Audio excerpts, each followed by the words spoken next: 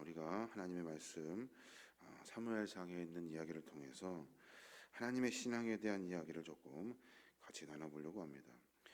이스라엘이 가나안 땅에 들어온 후에 나라의 그 기틀을 가져가는 과정에서 주변 족속들과의 계속되는 전쟁, 다툼, 이런 세력적인 다툼이 계속되고 있었습니다.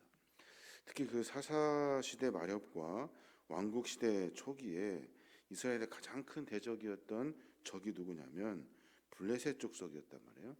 블레셋 족속은 아브라함 시대 때부터 등장하는 아주 오래된 족속이에요. 그 족속의 그 이름이 본래 그레데 섬에 살고 있는 해양 족속이거든요.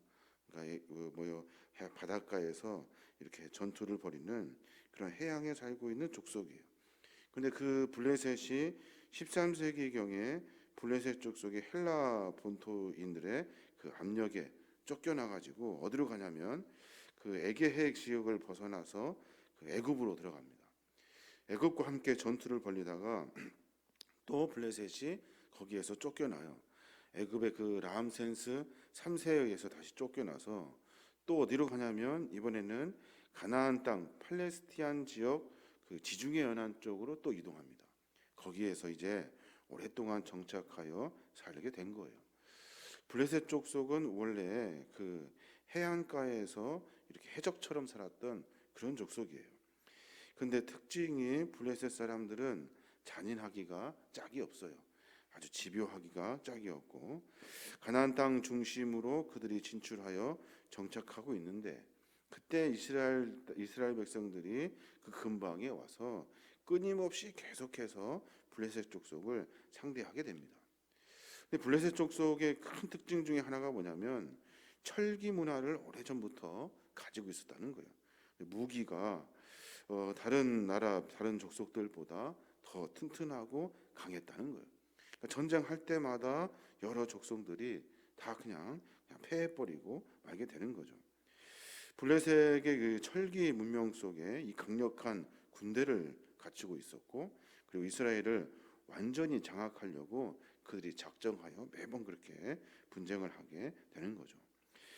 이스라엘은 하나님께서 그 여러 가지 상황을 보시고 하나님께서 세우신 사사들을 통해서 그 활약을 통해서 블레셋 침입을 막게 되죠.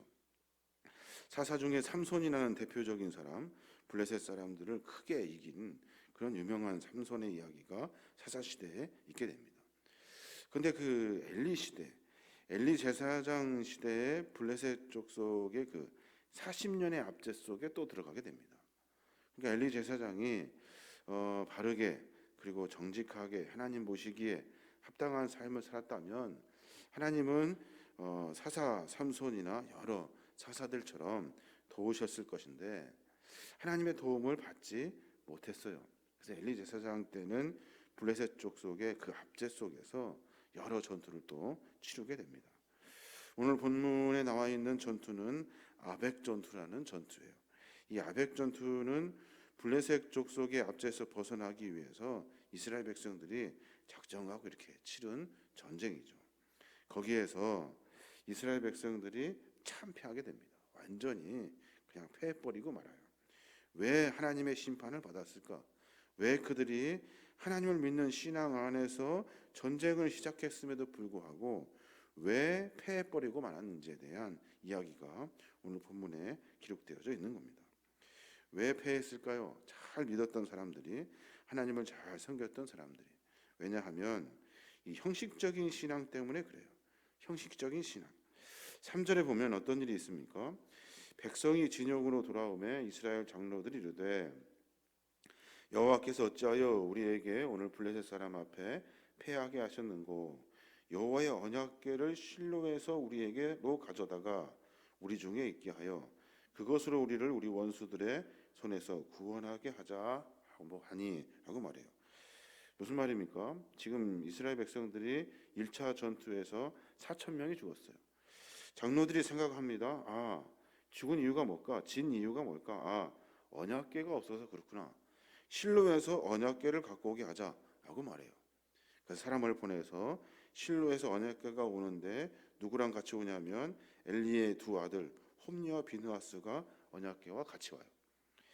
여하튼 여기까지 하나님의 언약궤, 하나님이 도우셔야 한다라는 것은 참 좋은 생각이에요. 여기까지는 참 좋았어. 그런데 이 여러 전쟁의 상황 속에서 이스라엘 백성들이 해야 할 일은 자기 마음 속에, 그 심령 속에 진정으로 주 앞에 회개하고 그 마음을 돌리는 것이 중요한데, 성전에 있는 어떤 성물을 가져다가 놓으면 그 성물이 하나님의 도움을 주는 어떤 방법과 어떤 요소가 될 줄 알고 그들의 신앙이 그쪽으로 변질돼 버리고 마른 거예요. 죄를 고백하고 내가 하나님 앞에 1대1로 관계를 맺고 하나님의 거룩한 삶을 살아야 할 터인데, 그들은 그런 마음과 생각은 다 접어놓고 형식적인 어떤 언약궤, 어떤 이런 것들만 있으면 된다고 생각했던 거예요.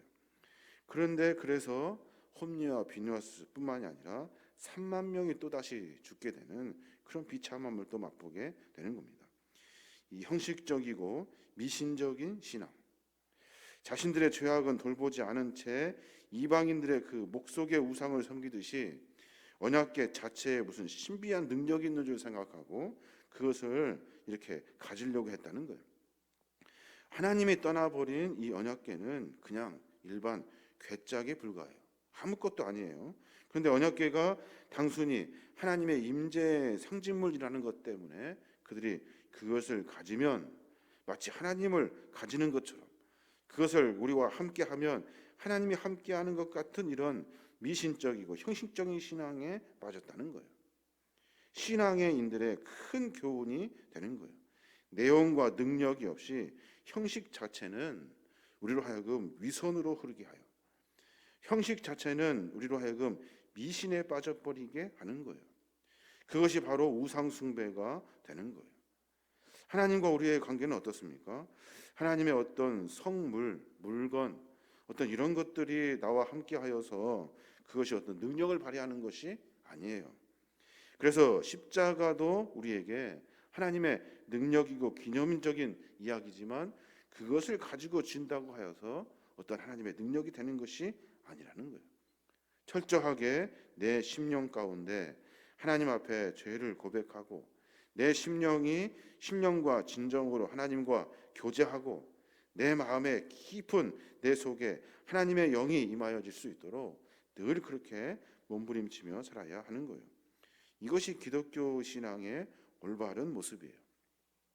형식적인 신앙은 위선으로 흐르고 위선은 미신으로 빠져가게 되기 때문에 그래요. 그래서 이스라엘 백성들이 참패하게 되는 겁니다. 모두가 환영합니다. 언약궤가 들어왔을 때 백성들이 큰 소리로 지르고 멀리 떨어져 있는 그 블레셋 진영까지 들릴 만큼 환호를 해요. 신이 났습니다. 그런데 하나님은 그 형식적인 신앙, 겉에 마음은 아무것도 변하지 않는 이 형식적인 신앙의 모습을 보시고 고개를 돌려버리셔요. 완전히 대참패하게 되는 거예요. 또 하나 참패의 원인이 있는데 그 원인이 뭐냐면 이 부패한 지도자들 때문에 그래요. 부패한 지도자들. 4절에 보면 뭐라고 합니까? 이에 백성이 실로에서 사람을 보내어 그룹 사이에 계신 만군의 여호와의 언약궤를 거기서 가져왔고 엘리의 두 아들 홈리와 비느하스는 하나님의 언약궤와 함께 거기에 있었더라라고 말해요. 우리가 앞에서 보아서 잘 압니다. 엘리의 두 아들 홈리와 비느하스가 어떤 짓을 저질렀는지 우리는 너무나 잘 알아요. 그런데 그 언약궤를 지키는 사람을 홈리와 비느하스로 두었다는 거예요.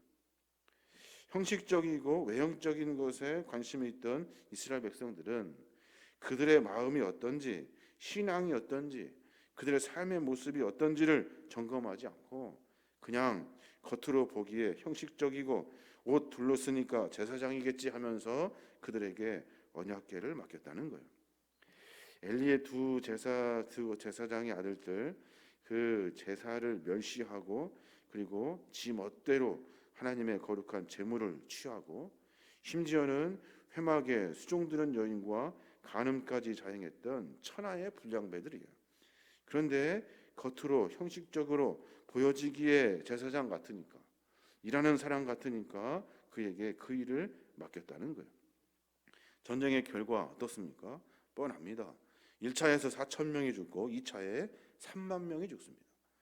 이 전쟁의 참패를 통해서 우리가 깊이 깨달아야 할 것은, 하나님은 외형적인 것이 중요하지 않으셔요. 안에 심령에 내 마음에 하나님을 어떻게 고민하고 있는지가 중요한 거예요. 겉으로 보여지기에 멀쩡한 것 같지만 안에 이 신앙적인 양심이 시커멓게 다 타버리면 하나님 안에 합당하지 않게 되는 거예요. 그래서 예수님께서는 랍비라 칭함받기를 즐기지 말래요. 또 야고보 형제는 야고보 3장 1절에 선생된 자가 더 큰 심판을 받을 줄 알고 선생되기를 탐하지 말라라고 권해요.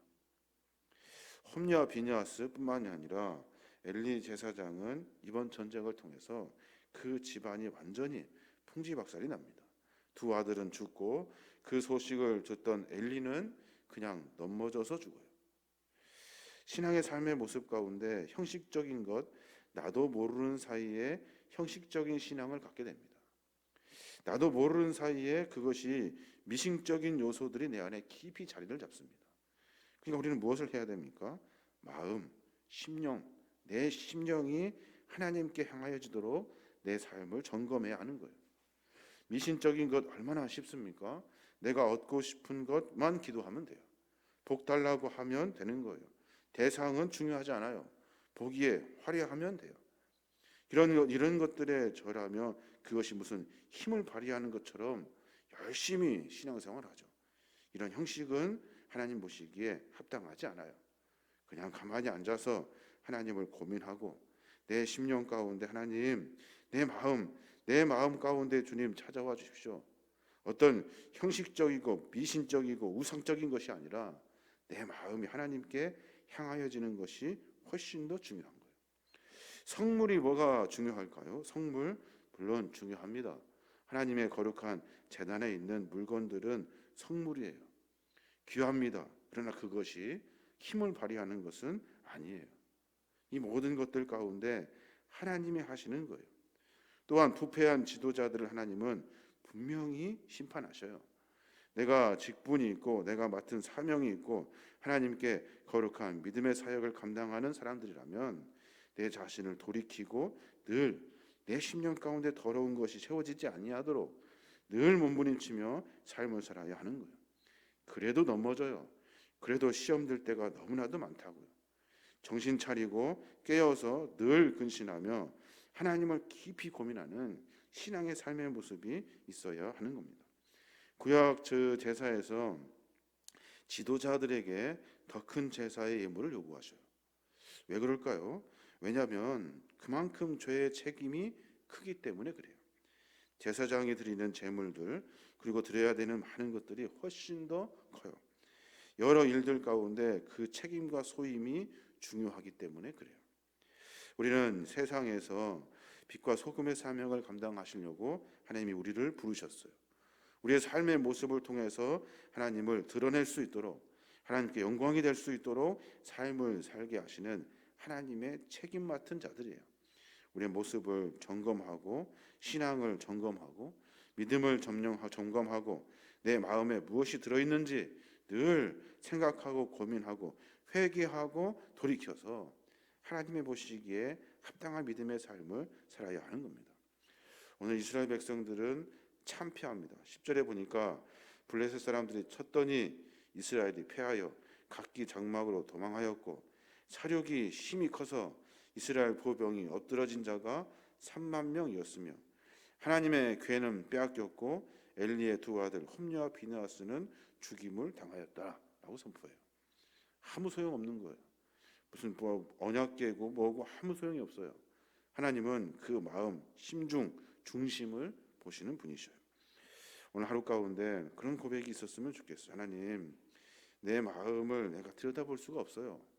내 마음을 우리가 들여다볼 수가 없다고요. 그런데 나도 모르게 내 안에 더러운 것들이 나를 움직인다고요. 하나님, 깨어있게 해주십시오. 내 마음에 무엇이 들어있는지, 내가 원하는 것이 무엇인지 그것이 다른 것이 아니라 하나님의 것이 될 수 있도록 하나님 내 마음을 고쳐 주십시오. 이 고백이 우리의 고백이 되어야 하는 거예요.